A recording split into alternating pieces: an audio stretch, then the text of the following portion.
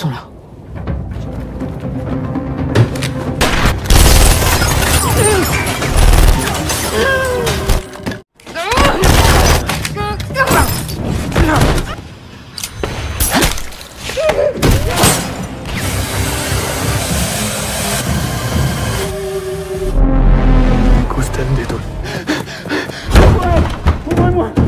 Non!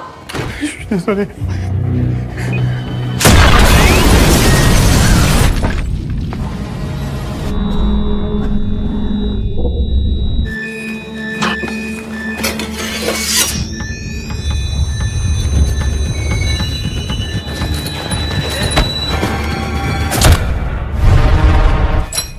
T'as sauté sur lui.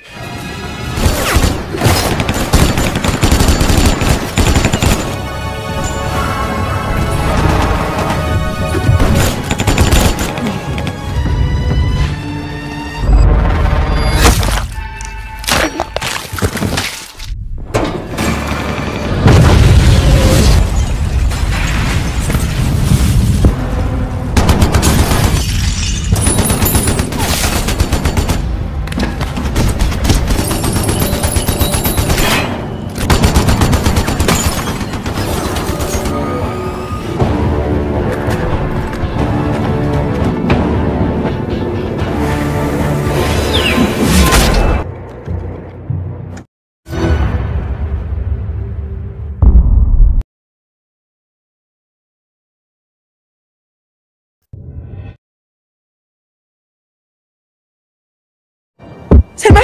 Selma! Driss a tué Selma. Furies 2024. Pada episode sebelumnya, kita mengetahui bahwa Selma telah mati dibakar hidup-hidup oleh Driss Arago. Dan ketika itu juga, Driss Arago bersama para konco-konconya pun langsung menyerang seluruh mafia yang ada di Prancis tanpa ampun dengan begitu kejam dan keji. Dengan situasi yang sangat genting, seluruh para mafia tidak mempunyai pegangan karena Fury telah mati. Maka mafia pun langsung mengangkat Marquez menjadi Fury baru. Dan seluruh jaringan, termasuk juga data-data penting, telah dikirim kepada Marquez. Ketika itu juga selang beberapa lama, maka Lina pun langsung memberikan peringatan kepada Marquez dengan cara membunuhnya secara brutal karena telah mengambil keputusan Fury. Setelah itu, Lina pun langsung memberikan sebuah tawaran kepada Driss Arago untuk memberikan semua data penting mafia. Akan tetapi Lina mempunyai sebuah rencana mengerikan dan mengundang seluruh para polisi sehingga semua pun menjadi peringkusan besar-besaran. Apakah mereka akan selamat? Kita saksikan saja.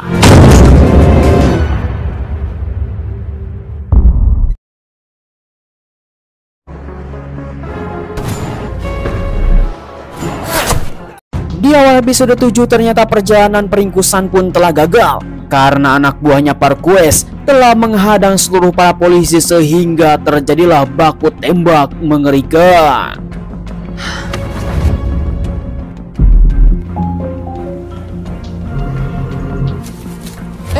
T'as un véhicule? Monsieur pas. T'as un véhicule? Kemudian untungnya di mana Kapten Keita bersama Ellie telah membawa Driss Arago, Lina dan Selma ke sebuah tempat. Kemudian Keita pun menyuruh orang tersebut untuk menghubungi kantor polisi terdekat.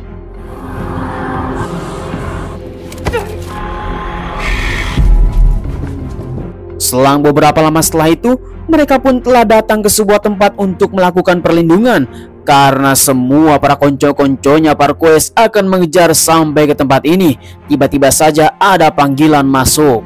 Capitaine Keita, le téléphone, t'as fait toi et les autres. Memang tanpa diduga, Marquez yang sudah mati seluruh anak buahnya pun belum mengetahui, dan mereka pun akan menyelamatkan Driss Arago sebagai bos baru. Kembali lagi kepada Keita bersama Ellie yang masih meringkus 3 kriminal, di mana mereka pun harus dibawa ke sebuah ruangan bawah tanah dan digembok di sebuah tali-tali ataupun besi-besi yang berada di tempat itu supaya mereka bertiga tidak berbuat ulah. Walaupun Lina sudah memperingatkan bahwa konco-konconya Marquez yang akan menyelamatkan mereka adalah orang-orang profesional, mereka berdua tidak akan mampu jika tidak ada bantuan dari Lina. Tetapi Keita pun mengatakan kepada si Ellie bahwa memang Lina sudah mempengaruhi pikirannya. Sekarang kita berdua lah yang harus bisa berusaha untuk bisa keluar dari tempat ini dan harus membuat barikade. En attendant, faut se barricader. Kemudian di sisi lain, di mana Selma, Lina, dan Driss Arago yang telah disekap di gudang, mereka bertiga pun langsung memberikan sebuah ilusi, termasuk juga pertanyaan-pertanyaan penting kenapa ini semua terjadi. Lina lah dalang dari semua ini, tetapi Lina mengatakan itu adalah solusi yang baik, melibatkan polisi supaya kita tidak mati. Selma? Ça va? Selma? Aduh, di skala-kala penting, Selma penyakitnya langsung kambuh dan obatnya ada di saku, sehingga Lina pun langsung berusaha untuk menyelamatkan Selma dan menghancurkan borgolnya. Namun di sisi lain, kita melihat bahwa Ellie dan Keita masih membuat barikade, tetapi mereka berdua pastinya tidak akan pernah kuat karena anak buahnya Parquez yang sekarang sudah mengejar sampai ke tempat ini. Tetapi mereka berdua pun saling menguatkan untuk bisa selamat. Namun tiba-tiba seseorang datang dan langsung menyerang.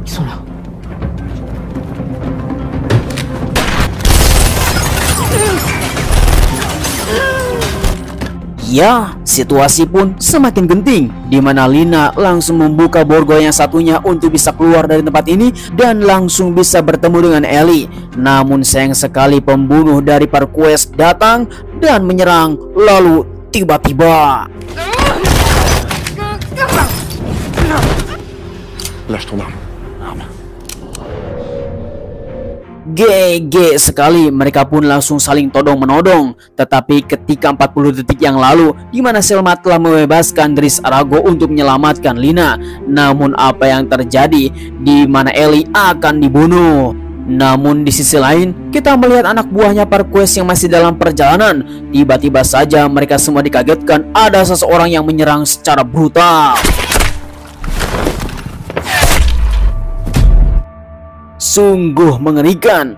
Entah siapa yang datang secara tiba-tiba dan menyerang dengan sekali tembak. Oh, ternyata kita akan mengetahui inilah pembunuh bayaran internasional yang telah dikirim oleh para mafia yang disebut dengan Damocles. Kemudian kembali lagi kepada Ellie yang telah ditodong senjata oleh Driss Arago, di mana mereka berdua pun langsung adu bacot tetapi tanpa banyak basa-basi. Lalu tiba-tiba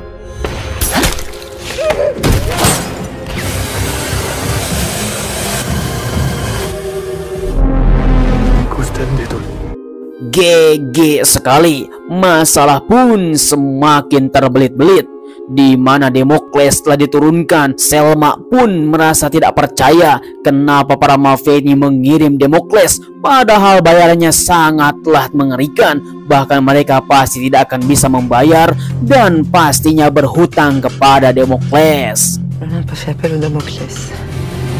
Kemudian dalam perbincangan mereka bertiga antara Driss Arago, Selma, dan Lina, mereka bertiga pun harus membuat kesepakatan dan harus bisa bekerja sama antara musuh. Tetapi mereka pun harus bisa menjanjikan untuk bisa saling mengikat hanya dalam situasi seperti ini saja. Karena mereka bertiga mempunyai sebuah tujuan yang berbeda, tentunya mereka harus hidup dengan secara merata. Supaya bisa selamat dalam keadaan seperti ini, mereka pun langsung membuat sebuah perjanjian. Engage de bonne foi. Di sisi lain, kita akan melihat Boex dan Simon yang akan membegal seluruh para polisi yang telah membawa Selma. Namun belum mengetahui dari mereka semuanya, ternyata seluruh para konco polisi telah dibegal duluan oleh Parquez. Dengan keadaan seperti ini, mereka pun hanya bisa terdiam saja di ujung jalan, sehingga adu bacot pun telah terjadi bersama si Boex. Simon pun mengatakan bahwa itu semua harus kita lakukan karena Lina telah mengkhianatinya. Dan itu semua bukan hanya tentang Lina, tetapi tentang Selma. Dengan keputusannya sangat berat, akhirnya mereka berdua pun langsung menyusur jalan untuk menemukan Selma. Oui, c'était mon point faible. Selang beberapa lama kemudian, kita melihat bahwa Kapten Keita yang telah terkena tembakan atas insiden yang tadi dibawa oleh Lina ke gudang untuk bisa diselamatkan. Namun keadaannya sangat genting. Lina memanfaatkan situasi dan membawa sebuah handphone milik Parquez yang mendapatkan sebuah akses. Dan di sana, Lina pun disembunyikan dari sebuah boneka yang telah menempel di dinding supaya tidak diketahui oleh siapapun. Lalu kemudian Selma bersama Lina berada di sebuah tempat untuk bisa memastikan sebuah keadaan. Dan kita akan melihat bahwa semua keadaan ini menjadi sangatlah genting. Apalagi semakin hari akan semakin sore. Bahkan mereka semua terus saja mengintai dengan menggunakan laser. Oh, bagaikan kodok yang sedang diancam oleh ular. Sehingga mereka pun tidak bisa kemana-mana, hanya bisa terdiam. C'est tout. Le truc qu'on cherche là. Kemudian Selma bukan hanya bertindak sampai sana saja, tetapi Selma yang sudah berpengalaman sebagai Fury, dia pun terus saja menyusur gedung untuk bisa memanfaatkan keadaan. Karena sebelum malam pastinya kita mempunyai sebuah keunggulan untuk bisa mengumpulkan semua informasi supaya bisa menang. Allez.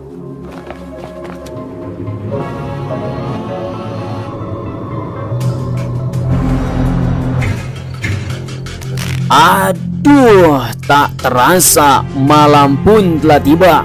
Di mana inilah hari yang paling deg-degan, di mana Damocles akan menyerang.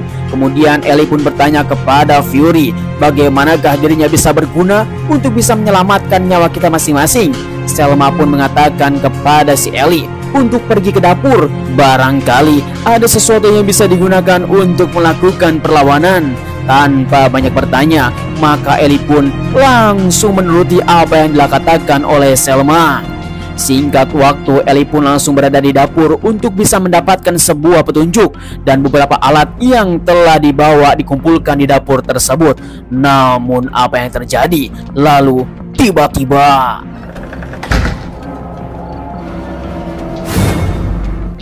C'est qui lui? oh, ternyata si Orso menyelinap masuk ke dalam kubana tersebut untuk bisa menyelamatkan Fury bersama Driss Arago. Lalu si Orso pun langsung mengatakan kepada mereka semuanya, ternyata para mafia lah yang telah mengundang para Damocles. Bukan hanya satu, tetapi 5 Damocles sekaligus untuk menghabisi Fury dan Driss Arago. Bon, ça va être chaud.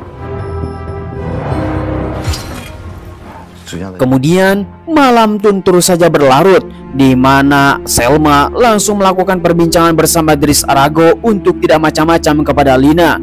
Karena memang Lina anaknya, tetapi Lina jangan sampai dilibatkan tentang masalah keluarga masa lalu.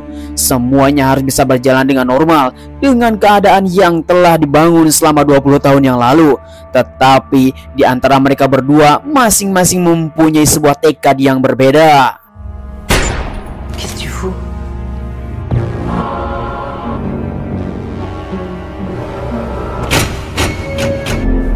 Ya, semakin malam semakin mengerikan. Damocles pun terus saja memberikan sebuah sinyal untuk mereka semua untuk bersiap-siap karena penyerangan akan segera dimulai. Sambil menceritakan tentang masa lalu Lina, di mana Lina terus saja diancam dan direndahkan oleh orang lain. Sampai sekarang dia sudah diberikan kepercayaan untuk menjadi Fury yang baru. Perbincangan antara ayah dan anak dari hati ke hati memang sangat menyedihkan sekali. Namun situasi semakin hari semakin genting. Tiba-tiba saja tanpa mereka sadari ada orang yang datang dan langsung menyerobot. Désolé.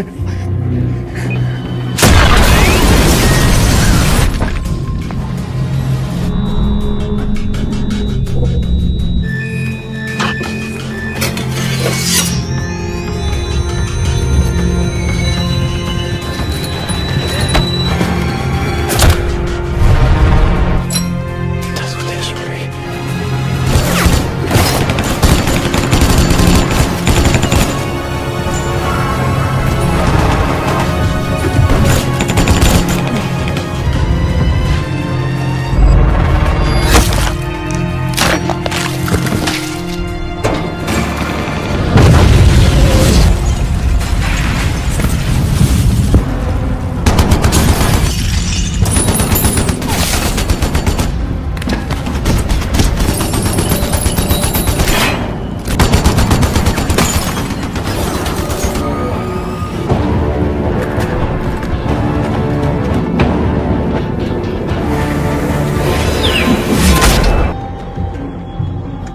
Edan sekali, penyerangan yang sangat mengerikan. Tetapi kita melihat bahwa Selma yang telah menyamar sebagai Damocles, dan dia pun langsung menghajar salah satunya. Namun apa yang terjadi? Lalu tiba-tiba Je te vois.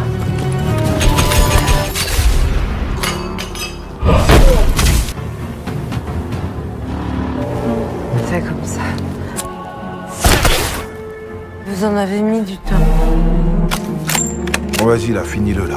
untung saja Simon dan Boex pun langsung menghajar satu persatu seluruh para Damocles, dan akhirnya seluruh para Damocles 5 orang tersebut telah rungkat.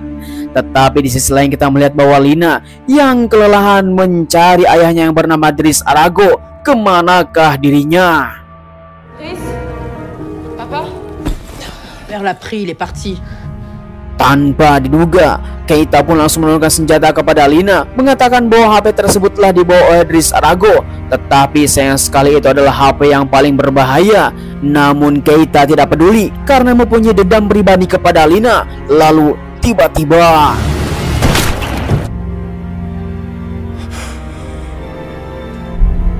Ellie, regarde-moi. Ton flingue. Tu es ma mère.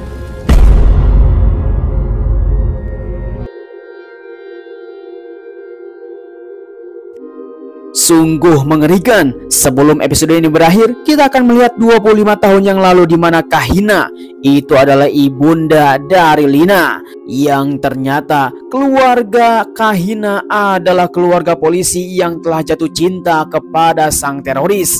Siapakah teroris tersebut? Ya, tiada lain tiada bukan, ternyata teroris tersebut adalah Driss yang sekarang sedang melakukan balas dendam karena Kahina telah mengkhianati dirinya. Maka seluruh keluarga Kahina pun telah dibantai habis oleh Driss. Namun dalam pembantaian tersebut, Kahina istrinya Driss tidak diketahui dari manapun, sehingga sampai sekarang Driss masih menyimpan dendam kepada Kahina untuk mencarinya sampai ketemu. Il la retrouve, il la tuera.